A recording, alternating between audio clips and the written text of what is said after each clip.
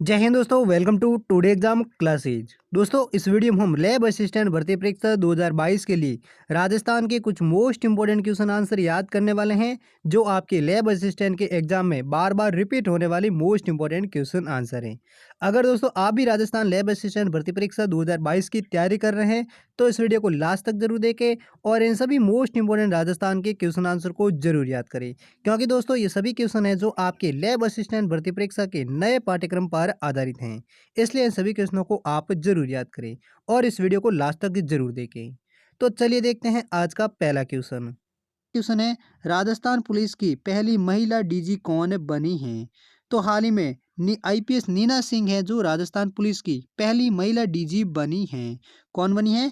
IPS Neena Singh. Next question है, राजस्थान में अत्यंत पौष्टिक श्रवण घास कहाँ पाई जाती है? तो इस सवाल का सही जवाब देगा ऑप्शन सी, यानी राजस्थान में श्रवण घास हैं जो जैसलमेर जिले में पाई जाती हैं। अगला नेक्स्ट क्वेश्चन है, राजस्थान परमाणु ऊर्जा परियोजना किस वर्ष में परिचालित हुई थी? तो दोस्तों इस सवाल का सही जवाब देगा ऑप्शन बी, यानी राजस्थान में परमाणु ऊर्जा परियोजना है वो वर्ष 1973 ईस्वी में परिचालित हुई थी। अगला नेक्स्ट क्वेश्चन है, राजस्थान का महिला साक्षरता की दृष्टि से भारत में कौन सा स्थान है? तो दोस्तों इस सवाल का भी सही जवाब देगा ऑप्शन बी, यानी राजस्थान में महिला साक्षरता की दृष्टि से भारत में 28वां स्थान है। अगला नेक्स्ट क्वेश्चन है, निम्न में से किस झील को कनोट बांध के नाम से जाना जाता था? तो दोस्तों इस सवाल का सही जवाब देगा ऑप्शन बी, यानी फतेह सागर झील है जिसे प्राचीन काल में कनोट बांध के नाम से जाना जाता था। अगला नेक्स्ट क्वेश्चन है, राजस्थान की किस महिला क्रांतिकारी नेता को 1956 में पद्म विभूषण से सम्मानित किया गया था? तो दोस्तों इस सवाल का सही जवाब देगा ऑप्शन डी, यानी जानकी देवी है, जिन्हें महिला क्रांतिकारी है जिन्हें वर्ष 1956 में पद्म भूषण पदक से सम्मानित किया गया था। अगला नेक्स्ट क्वेश्चन है, स्वतंत्रता संग्राम के दौरान किसानों की आवाज नामक पत्र का प्रकाशन कहाँ से किया गया था? तो दोस्तों इस सवाल का सही जवाब देगा ऑप्शन सी, यानी स्वतंत्रता संग्राम के दौरान किसानों की आवाज नामक पत्र का प्रकाशन है वो जोधपुर से किया गया था। नेक्स्ट क्वेश्चन है, राजस्थान में बोमार क्षेत्र कहाँ है? तो इस सवाल का सही जवाब देगा ऑप्शन ए, यानी राजस्थान में बोमार क्षेत्र है वो मेवाड़ में है। अगला क्वेश्चन है, भगत आंदोलन किसने चलवाया था? तो दोस्तों इस सवाल का सही जवाब देगा ऑप्शन डी, यानी गुरु गोविंद गिरी हैं जिन्होंने भगत आंदोलन चलवाया था। अगला नेक्स्ट क्वेश्चन है, बनी ठनी चित्र ग्रंथ किसकी रचना है? तो दोस्तों इस सवाल का सही जवाब देगा ऑप्शन ए, यानी बनी ठनी चित्र ग्रंथ हैं वो निहाल चंद द्वारा रचित रचना है। अगला नेक्स्ट क्वेश्चन है, राजस्थानी चित्रकला का सबसे पहले वैज्ञानिक विभाजन किसने किया था? तो दोस्तों इस सवाल का सही जवाब देगा ऑप्शन बी, यानी आनंद कुमार स्वामी हैं जिन्होंने राजस्थानी चित्रकला का सबसे पहले वैज्ञानिक विभाजन किया था। नेक्स्ट क्वेश्चन है, राजस्थानी भाषा किस वंश से जुड़ी हुई भाषा है?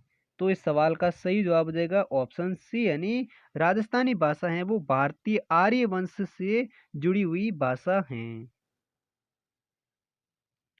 अगला क्वेश्चन है, राजस्थान के किस शहर से प्रसिद्ध नृत्य ढोल का आरंभ हुआ था? तो इस सवाल का सही जवाब देगा ऑप्शन डी, यानी राजस्थान के जालोर शहर से प्रसिद्ध नृत्य ढोल का आरंभ हुआ था। अगला क्वेश्चन है, राजस्थान में महिलाएं सौभाग्य सूचक के प्रति किस आभूषण का प्रयोग में लाते हैं? तो दोस्तों इस सवाल का सही जवाब देगा ऑप्शन डी, यानी राजस्थान में महिला सौभाग्य सूचक के प्रति बोर्ल आभूषण को प्रयोग में लाते हैं। अगला नेक्स्ट क्वेश्चन है, राजस्थान में वल्लभ संप्रदाय का प्रमुख धार्मिक स्थल कहाँ पर है? तो इस सवाल का सही जवाब देगा ऑप्शन सी, यानी राजस्थान में वल्लभ संप्रदाय का प्रमुख केंद्र धार्मिक स्थल है वो नाथ द्वार में है। अगला क्वेश्चन है, राजस्थान का वह कौन सा संत है जिसे फतेहपुर सीकरी में अकबर से भेंट की थी? तो दोस्तों इस सवाल का सही जवाब देगा ऑप्शन बी यानी संत दादू दयाल हैं, जिनकी फतेहपुर सीकरी में अकबर से भेंट हुई थी। अगला नेक्स्ट क्वेश्चन है, हल्दी घाटी के युद्ध को खमनेर का युद्ध किसने कहा था? तो दोस्तों इस सवाल का सही जवाब देगा ऑप्शन ए यानी हल्दी घाटी के युद्ध को अबुल फजल हैं, जिन्होंने खमनेर का युद्ध कहा था। अगला नेक्स्ट क्वेश्चन है, किस राजपूत रानी ने हुमायूं के पास राखी पेश कर बहादुर शाह के खिलाफ सहायता का संदेश भेजा था? तो दोस्तों इस सवाल का भी सही जवाब देगा ऑप्शन बी यानी रानी कर्मावती हैं, जिन्होंने हुमायूं के पास राखी पेश कर बहादुर शाह के खिलाफ सहायता का संदेश भेजा था। अगला नेक्स्ट क्वेश्चन है, अनाज रखने के बड़े मृत दभांड जिन्हें गोरे व कोठे कहा जाते हैं, वो किस प्राचीन सभ्यता से प्राप्त हुए थे?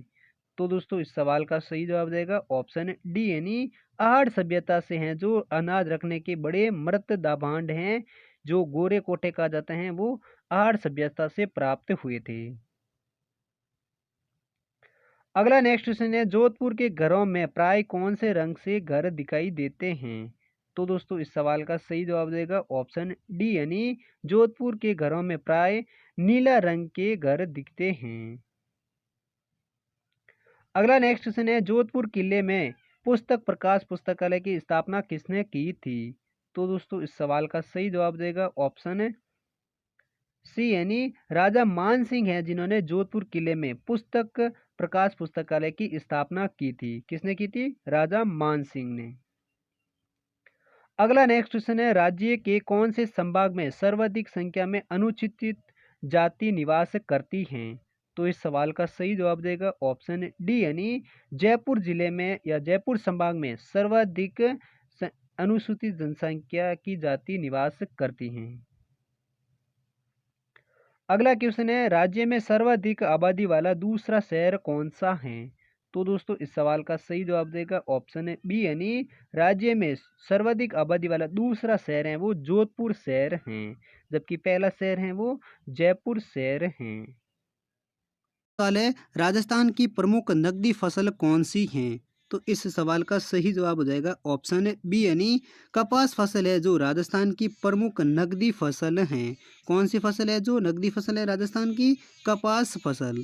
और कपास फसल है जो राजस्थान के हनुमानगढ़ और श्री गंगानगर जिले में सर्वाधिक पैदावार होती हैं। किस जिले में होती हैं कपास की फसल? वो होती है हनुमानगढ़ में और श्री गंगानगर जिले में राजस्थान में सबसे अधिक कपास की पैदावार होती हैं, जो राजस्थान की सबसे प्रमुख नकदी फसल हैं।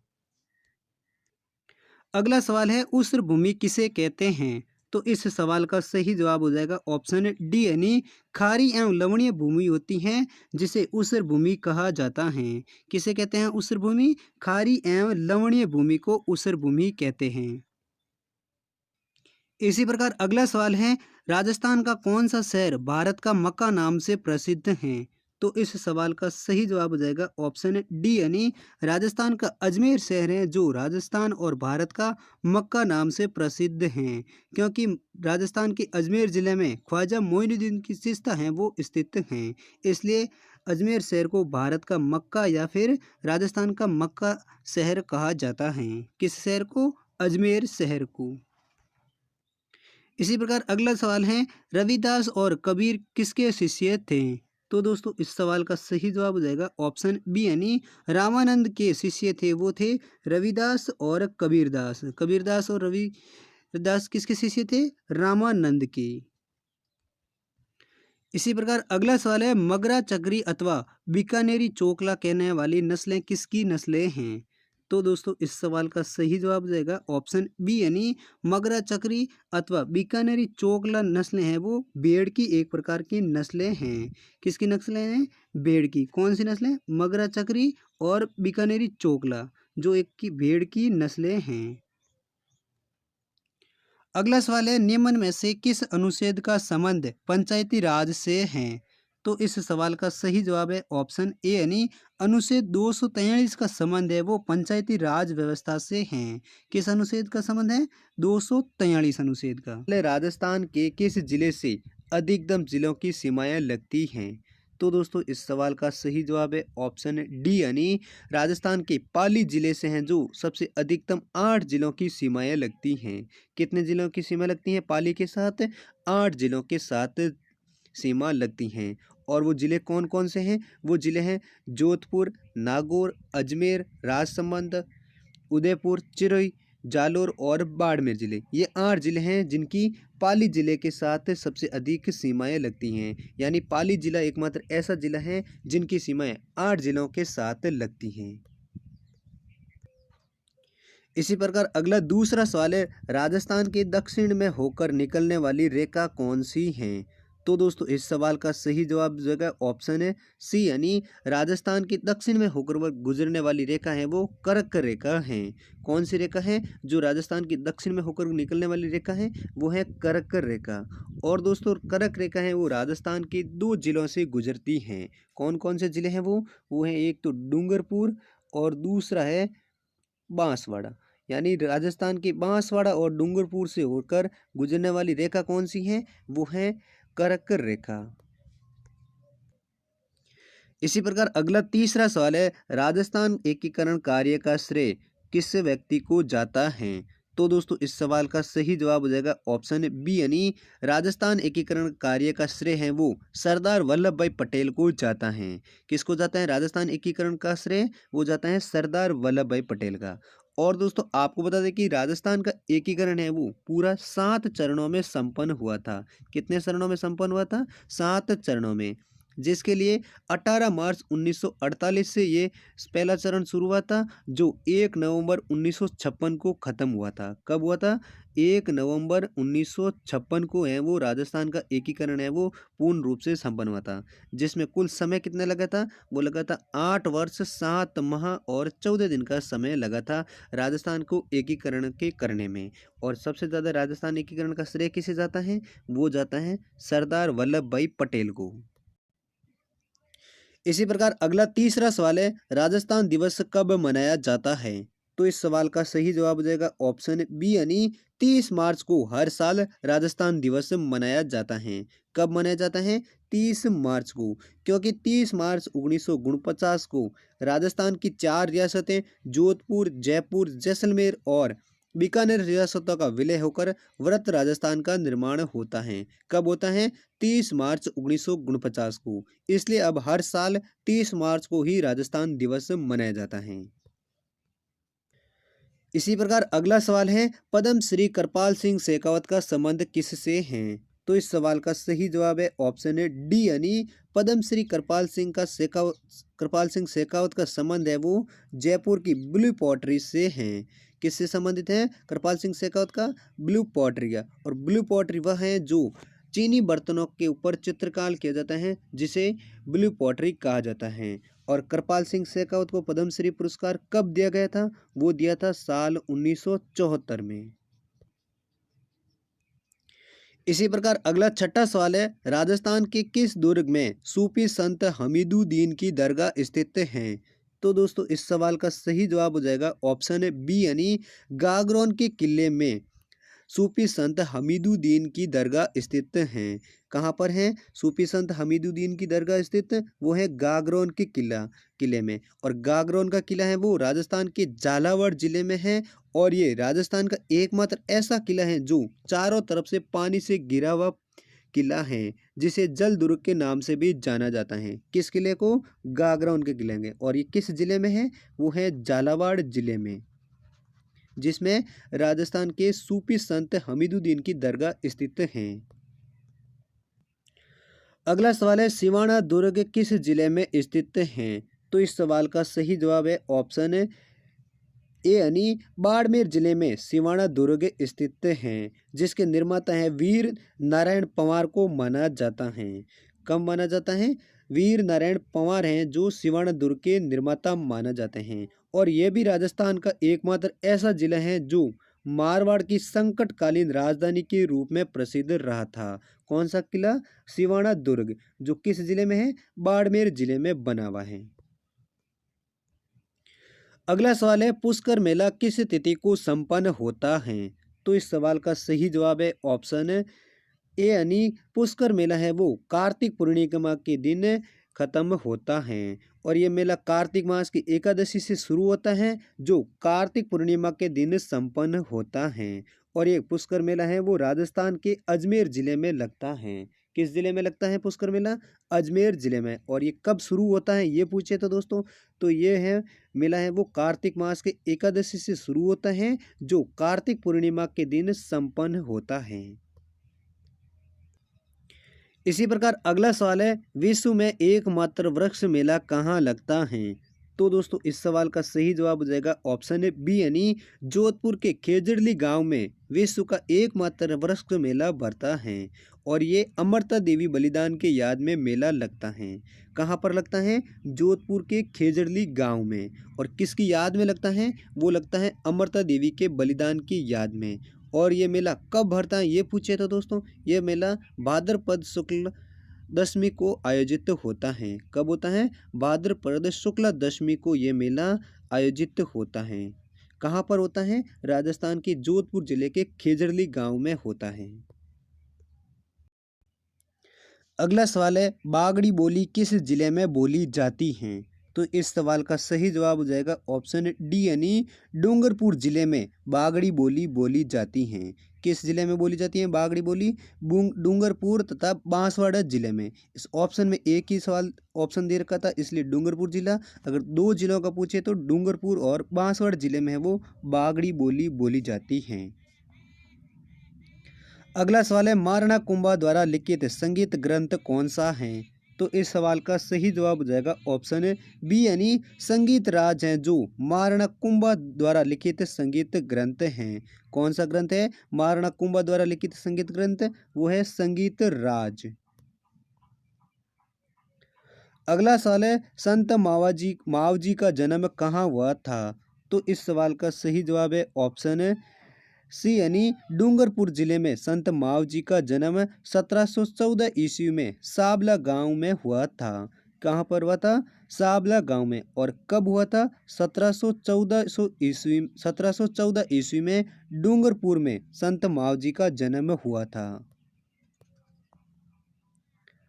अगला सवाल है, चोप नामक आभूषण स्त्रियों द्वारा कहाँ पहना जाता है? तो इस सवाल का सही जवाब है ऑप्शन सी, यानी चोप नामक आभूषण है जो स्त्रियों के नाक में पहने जाने वाला एक आभूषण है। कौन सा आभूषण?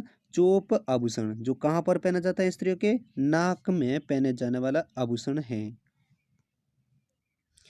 इसी प्रकार अगला सवाल है, झुनझुन का हवा महल किसे कहा जाता है? तो इस सवाल का सही जवाब है ऑप्शन डी, यानी झुंझुनू का जो खेतड़ी महल है जिसे झुंझुनू का हवा महल कहा जाता है। किसे कहा जाता है? खेतड़ी महल को झुंझुनू का हवा महल कहा जाता है। और खेतड़ी महल का निर्माण है वो 1770 ईस्वी में हुआ था। कब हुआ था? 1770 ईस्वी में खेतड़ी महल का निर्माण हुआ था जिसे झुंझुनू का हवा महल कहा जाता है। अगला सवाल है, मध्यकाल में बयाना किसके लिए प्रसिद्ध था? तो दोस्तों इस सवाल का सही जवाब हो जाएगा ऑप्शन ए, यानी बयाना क्षेत्र है वो मध्यकाल में नील की मंडी के लिए प्रसिद्ध था। कहाँ पर किसके लिए प्रसिद्ध है बयाना क्षेत्र? वो था नील की मंडी के लिए। और ये बयाना कस्बा कहाँ पर है? वो है भरतपुर जिले में। कहाँ पर है? भरतपुर जिले में है जो नील की मंडी के लिए मध्यकाल में प्रसिद्ध था। अगला सवाल है, बिजौलिया किसान आंदोलन में किस जाति के कृषक सर्वाधिक संख्या में थे? तो इस सवाल का सही जवाब जाएगा ऑप्शन ए, यानी धाकड़ जाति के कृषक हैं जो बिजौलिया किसान आंदोलन में सर्वाधिक संख्या में थे। किस जाति के थे? वो थे धाकड़ जाति के। और किस आंदोलन में? वो था बिजौलिया किसान आंदोलन में। अगला सवाल है, बीकानेर प्रजामंडल की स्थापना किस वर्ष में हुई थी? तो इस सवाल का सही जवाब हो जाएगा ऑप्शन डी, यानी साल 1936 ईस्वी में बीकानेर प्रजामंडल की स्थापना हुई थी। कब हुई थी बीकानेर प्रजामंडल की स्थापना? साल 1936 ईस्वी में। अगला तीसरा सवाल है, राजस्थान राज्य में मुख्यतः कोयले की किस्म कौन सी पाई जाती हैं? तो दोस्तों इस सवाल का सही जवाब है ऑप्शन ए यानी राजस्थान में लिग्नाइट कोयला है वो सबसे अधिक पाया जाता है। कौन सा कोयला पाया जाता है राजस्थान में? लिग्नाइट किस्म का जो कोयला है वो राजस्थान में सबसे अधिक पाया जाता है। जबकि दोस्तों भंडारों की दृष्टि में बात करें तो राजस्थान तमिलनाडु राज्य के बाद दूसरे स्थान पर है। किस मामले में? लिग्नाइट कोयले की किस्म के मामले में राजस्थान राज्य है वो तमिलनाडु राज्य के बाद दूसरे स्थान पर है। यानी तमिलनाडु राज्य में सबसे अधिक लिग्नाइट किस्म का कोयला पाया जाता है, जबकि राजस्थान है वो तमिलनाडु के बाद दूसरे स्थान पर है। और राजस्थान में बीकानेर, नागौर तथा बाड़मेर जिले में लिग्नाइट किस्म का कोयला सबसे अधिक पाया जाता है। किन जिलों में? बीकानेर, नागौर तथा बाड़मेर जिले में। इसी प्रकार अगला तीसरा सवाल है, राजस्थान में अव्वा का विद्रोह किसके नेतृत्व में हुआ था? तो दोस्तों इस सवाल का सही जवाब है ऑप्शन डी यानी राजस्थान में ठाकुर कुशाल सिंह के नेतृत्व में अव्वा का विद्रोह हुआ था। किसके नेतृत्व में हुआ था? राजस्थान में अव्वा का विद्रोह हुआ था ठाकुर कुशाल सिंह के नेतृत्व में। अगला सवाल है, बादल नामक पानी का बर्तन कहाँ प्रसिद्ध है? तो दोस्तों इस सवाल का सही जवाब है ऑप्शन डी यानी बादल नामक बर्तन है वो जयपुर जिले में प्रसिद्ध हैं। कहाँ पर हैं? जयपुर जिले में। अगला सवाल है, राजस्थान में शीत ऋतु में होने वाली भूमध्य सागरीय चक्रवातीय वर्षा क्या कहलाती है? तो दोस्तों इस सवाल का सही जवाब है ऑप्शन है बी यानी राजस्थान में जो शीत ऋतु में होने वाली वर्षा है उस वर्षा को माउट वर्षा कहते हैं। क्या कहते हैं? माउट वर्षा। और माउट वर्षा सबसे ज़्यादा किस कहाँ से होती हैं? वो होती हैं भूमध्य सागरीय चक्रवात से होने वाली वर्षा है वो माउट वर्षा कहलाती हैं। और ये किस ऋतु में होती हैं? वो शीत ऋतु में होने वाली वर्षा होती हैं। अगला सवाल है, निम्नलिखित में से राजस्थान का कौन सा जिला अति आर्द्र जलवायु क्षेत्र में स्थित है? तो दोस्तों इस सवाल का सही जवाब है ऑप्शन डी यानी राजस्थान का 12 जिला हैं जो अति आर्द्र जलवायु क्षेत्र में स्थित हैं। कौन सा जिला है जो अति आर्द्र जलवायु क्षेत्र में स्थित है? राजस्थान का जिला वो है 12 जिला। अगला सवाल है, राजस्थान की अधिकांश वर्षा किन मानसूनी पवनों से होती है? तो दोस्तों इस सवाल का सही जवाब है ऑप्शन है सी यानी राजस्थान में दक्षिणी पश्चिमी हवाएं हैं जिससे के कारण राजस्थान में अधिकांश वर्षा मानसूनी पवनों से होती हैं। अगला सवाल है, गणगौर त्योहार कितनी अवधि तक मनाया जाता है? तो दोस्तों इस सवाल का सही जवाब है ऑप्शन सी यानी गणगौर का त्योहार है वो राजस्थान में 18 दिन तक की अवधि तक मनाया जाता है। कितनी दिनों की अवधि तक गणगौर त्योहार मनाया जाता है? वो मनाया जाता है 18 दिन। अगला सवाल है, हिंदू पंचांग के अनुसार छोटी तीज का त्योहार किस माह में मनाया जाता है? तो दोस्तों इस सवाल का सही जवाब है ऑप्शन ए यानी श्रावण तृतीया के दिन या श्रावण माह में छोटी तीज का त्योहार मनाया जाता है। और ये किस पंचांग के अनुसार? हिंदू पंचांग के अनुसार। अगला सवाल है, जयपुर और दिल्ली शैली के मिश्रण से कौन सी शैली बनी थी? तो दोस्तों इस सवाल का सही जवाब है ऑप्शन डी यानी अलवर शैली है जो जयपुर और दिल्ली शैली के मिश्रण से बनी हुई शैली है। कौन सी शैली है जो दिल्ली और जयपुर की शैली से मिश्रण शैली बनी हुई है? वो बनी है अलवर की शैली। इसी प्रकार अगला सवाल है, राजस्थान दिवस कब मनाया जाता है?